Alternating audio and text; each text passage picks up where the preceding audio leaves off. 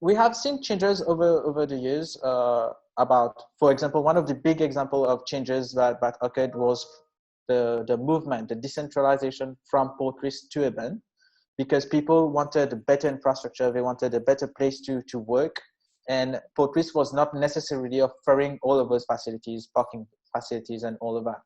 So we have seen changes occurs in Mauritius, and we are also expecting to see changes, knowing that we will have a new normal, knowing that a lot of changes will occur in the future in the way we interact with things, in the way we do things. Can we expect to see changes in primary locations in real estate, Kentish? We should not forget that based on our experience and the way we analyze figures, transcriptions, and so on, we have seen over the years secondary locations turning out to be primary locations. I'll take the example of Goodlands. Goodlands used to be a secondary location, but Goodlands is a primary location now. You go there at every time of the day, there is a traffic. So what has happened is that if you want to go even to commute from Goodlands to Grand Bay, it will take you probably 10 minutes because there are infrastructural works. So whether there would be changes from primary locations to secondary locations, I think there is a mixed sentiment.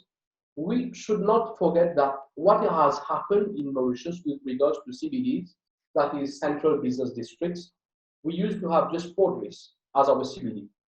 Now we have Eben as our CBD, one of the rare countries in Africa where we have two CBDs. So it's true, at a point in time, people were moving away from Port Reitz to Eben because we need to be Eben. This has created empty spaces, which they are still finding it hard to fill. Now with that new normal where people are working from home, where probably big entrepreneurs that used to have to rent big office space would reduce their size, we would need to have 21st century thoughts, 21st century measures, so that we try to find alternatives to keep those buildings fully occupied. And this is a hard work. This is the challenge of tomorrow. This is the challenge of property professionals. We need to seriously understand why people shift and what will happen post-COVID-19. We would experiment that shift. We would experiment tenant turnover.